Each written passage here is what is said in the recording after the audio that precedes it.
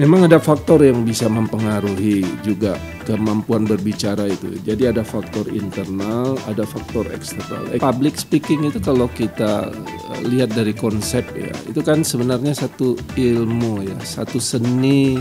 Yang paling penting itu adalah membangun relasi.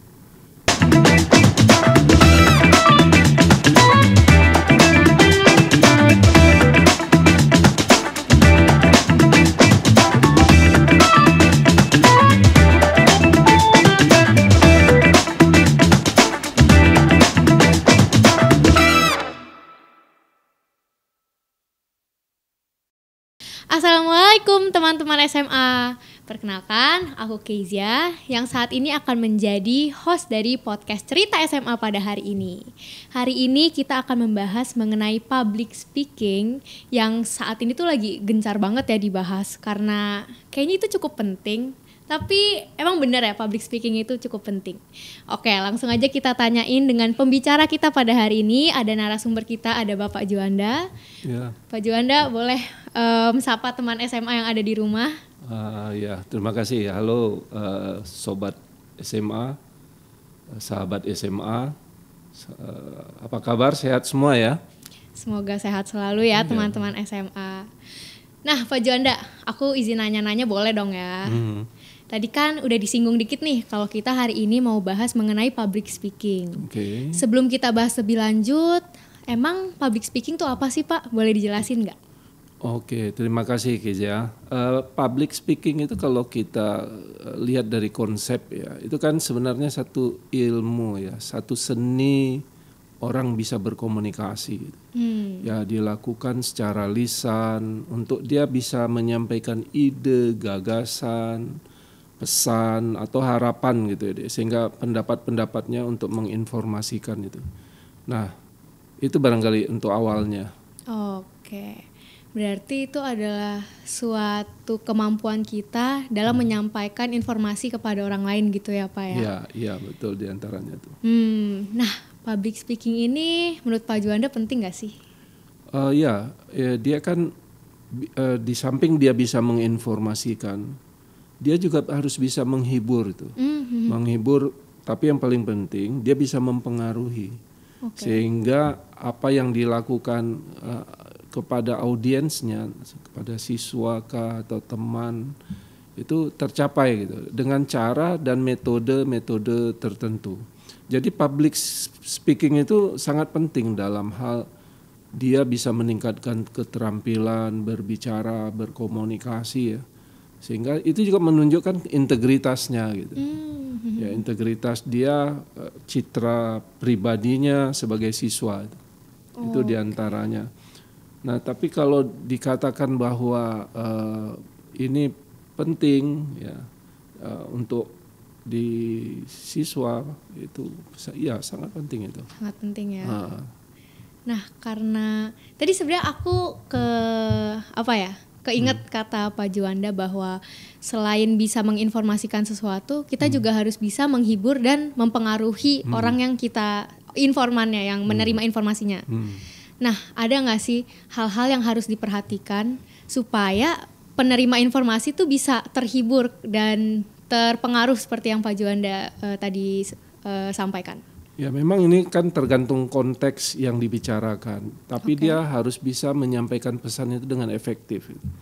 Jadi ada critical thinkingnya, dia bisa di dalam kelas mungkin pengalaman dia bawa ya, kemudian dia prestasi-prestasi yang lain juga bisa dia tunjukkan di dalam komunikasi itu. Jadi selama dia dalam proses belajar atau proses di luar dari lingkungan belajarnya itu menjadi lebih aktif ya, untuk bagi siswanya juga gitu. Terus kalau kita berbicara di depan umum gitu, selain memperhatikan beberapa hal yang tadi udah disinggung ya, apa sih yang perlu dipersiapkan juga sebelum tujuan itu bisa tercapai? Ini mesti kita ingat Kezia, bahwa berbicara itu kita harus kuasai konten dulu. Jadi kita persiapkan materinya, siap kita berbicara itu yang pertama, karena kita tahu. Kemudian kita buat struktur materi yang jelas. mudah dipahami, disampaikan. Terus yang berikutnya kita gunakan bahasa yang mudah dipahami itu. Kalau ngomong harus bisa dimengerti oleh orang lain ya. Jangan kaku juga gitu. Nah, oleh karena itu ini harus bisa berlatih. Jadi berlatih ya kayak mau di depan cermin, mau berbicara sendiri. Nah, tapi yang paling penting juga jangan lupa itu pakaian kita tuh harus kita sesuaikan dengan konteks mau bicaranya apa gitu. Nah, sehingga yang paling membungkus itu semua itu adalah akhirnya dengan percaya diri. Jadi percaya diri sehingga dia bisa menyampaikan hal-hal penting yang ingin disampaikan dengan konten itu. Oke. Sebenarnya kalau ngomongin soal percaya diri, yang benar itu kita persiapin diri dulu untuk bisa pede, baru bisa public speaking, atau sebenarnya kita bentuk kemampuan public speaking kita dulu, baru seiring berjalannya waktu maka kita bisa jadi percaya diri. Jadi konsepnya itu memang dalam untuk melatih ya supaya kita bisa percaya diri itu kita harus melatih itu kan. Jadi kesulitan kita dalam memilih kata-kata, menyampaikan pesan itu akibat dari misalnya kendala kita itu dalam hal misalnya konsentrasi ya. Nah, kalau kita terlalu rendah konsentrasi, kita tercampur dengan ide-ide lain gitu ya. Nah, ini juga menjadi bahan untuk kita kembangkan kosakata. Jadi jangan sampai terbatas juga kan. Oh iya benar. Jadi kosakata kita itu mesti kita kembangkan juga. Itulah perlunya latihan. Oke, berarti public speaking tuh nggak bisa kita langsung nyebur gitu, langsung ngomong di depan banyak orang gitu, nggak bisa ya, harus dilatih dulu ya? Ya sebenarnya simple aja. Kalau konteksnya itu udah dapat kita, substansinya udah dapat. Kalau kita dengan basisnya pengalaman, basisnya kita udah tahu audiens kita siapa, berbicara itu kan ringan gitu, nggak menjadi beban. Nah, itu diantaranya barangkali mudah, tapi yang jelas perlu latihan. Oke, berarti buat teman SMA yang mau bisa jago public speaking, itu kalian perlu yang namanya latihan dan juga diiringi dengan pengalaman ya Pak ya. Benar, jadi kalian bisa nih mungkin ikut kalau kayak lomba-lomba gitu Pak, bisa nggak ya itu melatih public speaking kita? Ya. Memang ada faktor yang bisa mempengaruhi juga kemampuan berbicara itu. Jadi ada faktor internal, ada faktor eksternal. Eksternal itu misalnya konten berbicara kita itu ya alat bantu seperti ini misalnya, kok dia tersendat atau dia ada storing, itu juga mempengaruhi kadang-kadang kepada kepercayaan kita itu. Nah, tetapi faktor internal itu yang paling penting itu adalah inner ya, dari meliputi dia motivasi gitu kan, motivasi, kemudian percaya diri, minat, gitu. Ya, juga itu faktor internal tadi, ya itu diantaranya. Berarti sebenarnya tuh kepercayaan diri itu yang mendorong kita jadi bisa berbicara di depan publik, atau sebenarnya tuh public speaking itulah yang melatih kepercayaan diri kita? Oh gini, percaya diri itu kan memang kemampuan dari kita dari dalam karena kita mempunyai skill, jadi meyakinkan diri kita tentang skill kita itu. Nah sehingga kemampuan kita untuk mengembangkan nilai-nilai yang positif dalam konsep berbicara ya untuk lingkungan sekitar kita itu kita angkat. Jadi karena percaya diri membuat kita lebih tahan terhadap tekanan-tekanan atau pertanyaan-pertanyaan yang terkait dengan masalah di dalam konsep kita berbicara di depan umum. Jadi public speaking itu ya saling mengisi dia. Jadi bukan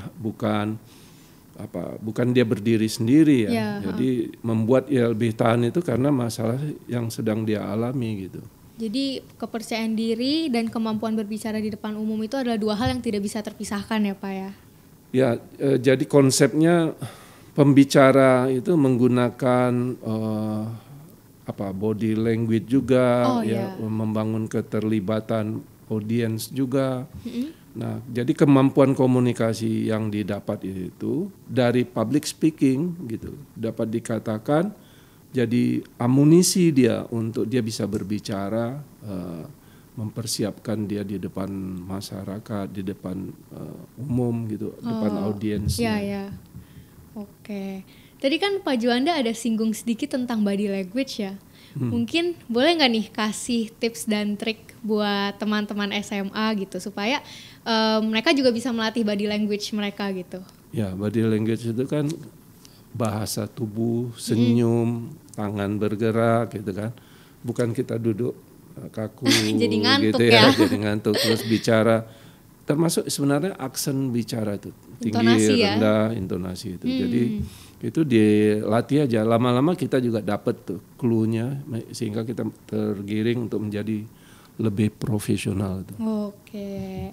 Nah, tapi Pak, sebelum akhirnya kita bisa menjadi seorang profesional, pasti akan ada yang nggak akan semudah itu dong, perlu ada proses jatuh bangun gitu. Nah, dalam konteks public speaking nih, ketika kita lagi public speaking dan tiba-tiba tuh kita melakukan kesalahan, misalnya diksi yang salah gitu, atau mungkin alur pembahasannya tuh udah jadi terlalu melebar gitu. Sebagai public speaker gitu, ketika terjadi kesalahan saat kita berbicara di depan umum, ada nggak sih hal yang bisa kita lakukan untuk biar kesalahannya tuh nggak makin lebar gitu, biar bisa cepat-cepat dibetulin gitu? Betul. Jadi sekali lagi persiapan yang baik itu harus dilakukan seperti yang saya sampaikan di awal-awal tadi. Nah, itu konsep persiapan itu nggak bisa kita pungkiri itu. Jadi kontennya dikuasai, kemudian kita menjadi lebih percaya diri itu. Ini dipengaruhi oleh persiapan dan latihan yang cukup. Jadi bukan hanya sekedar langsung kita terjun nyebur berbicara gitu, tapi dengan konten yang kemudian fokus pada audiens, fokus pada pesan yang mau disampaikan, fokus kepada substansinya gitu ya. Nah, kemudian gunakan bahasa-bahasa tubuh yang tadi mungkin kalau perlu ya kita ke depan praktek, tunjukkan barangnya, tunjukkan ininya gitu ya. Gerak-gerak kita itu sedikit menghibur mereka gitu. Oh iya. Dan ada joke juga kalau sedikit ya. Nah, itu jangan terlalu apa juga gitu.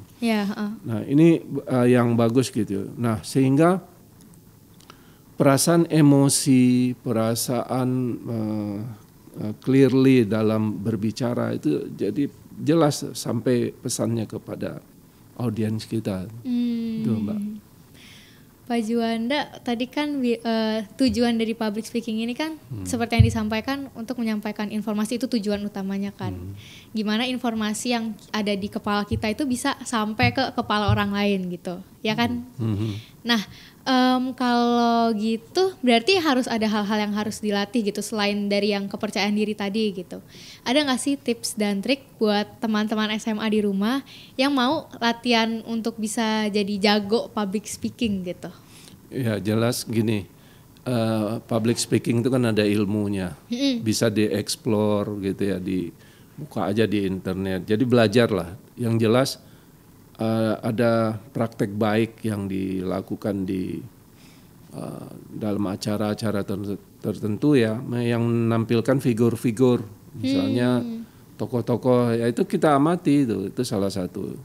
Yang kedua kita juga harus mempraktekkan, karena berbicara itu kan oral, komunikasi ya.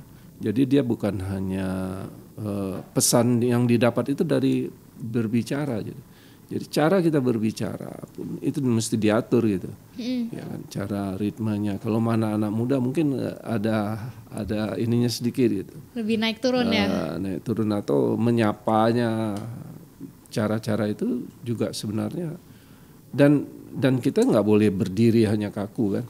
Mungkin jalan, mundar-mandir ke tempat menyapa, itu diantaranya juga. Jadi kata kuncinya sampaikan pesan secara efektif. Sampaikan pesan secara efektif. Nah, itu dia. Nah, kalau efektif itu sebenarnya kita menilai suatu kata efektif itu seberapa efektifnya kita berbicara di depan publik itu dinilainya dari segi apa nih? Misalnya dari seberapa banyak pesanan yang ditangkap atau seberapa terhiburnya audiens? Ya, beberapa hal yang mesti kita pikirkan ya. Apapun yang kita sampaikan itu sampai ke peserta itu diterima, bisa ditangkap. Kemudian kita tidak melebihi dari limit waktu yang sudah disepakati misalnya, yang sudah ditentukan. Kemudian berbicara seperti tadi, tidak bertele-tele, melewati batas pemikiran orang gitu ya. Terus memberikan contoh-contoh yang nggak konkret, itu juga termasuk yang menjadi bagian concern lah. Jadi ada hal-hal yang kritikal itu bisa diasumsikan dengan cara-cara kita membawa contoh gitu ya. Nah, itu juga mesti ditampilkan gitu untuk membuat audiens kita itu menjadi jelas gitu. Oke. Ya. Barangkali itu. Iya. Oke, berarti tadi itu tips-tips yang Pak Juanda udah share ke kita dan didapatkan dari pengalaman Pak Juanda juga ya sama ini menjadi tokoh yang ada di depan panggung gitu. Pak Juanda ada mau ngasih sedikit pesan untuk teman-teman SMA yang mungkin saat ini sedang belajar untuk biar makin jago lagi public speakingnya gitu? Ya,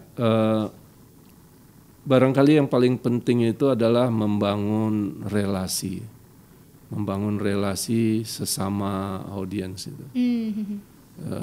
Kita udah kenal mereka, kita tegur mereka, kita sapa 1-2 nama yang kita kenal, itu juga menjadi bagus ya. Nah, yang jelas kalau kita public speaking udah kita dapat tuh, kita mudah bergaul tuh. Mudah bergaul karena kita ada percaya diri, berbicara kita mulai agak teratur. Pada saat bercanda bisa, ya, tapi pada konten misalnya harus disampaikan pada forum-forum yang mungkin formal gitu ya, kita berbicara itu. Nah itu barangkali berguna lah, bermanfaat bagi adik-adik ya, semua yang ada di SMA khususnya. Ini juga berlaku umum juga untuk bukan SMA doang ya, untuk speaker itu. Untuk speaker ya, untuk pembicara. Berarti salah satu tips dari Pak Juanda adalah dengan membangun relasi terhadap audiens gitu ya, kepada audiens. Oke, teman SMA jangan lupa untuk like video ini, share video ini, dan kalian boleh banget untuk komen di bawah kalau kalian memiliki pertanyaan-pertanyaan lainnya yang mungkin bisa kita jawab di video-video kita berikutnya. Dan juga jangan lupa untuk berlangganan atau subscribe supaya kalian gak ketinggalan video-video menarik kita berikutnya. Terima kasih kepada Pak Juanda sama-sama yang sudah menemani pada acara kita hari ini. Terima kasih teman SMA, sampai jumpa di lain waktu. Assalamualaikum warahmatullahi wabarakatuh. Waalaikumsalam. Sama-sama. Oke.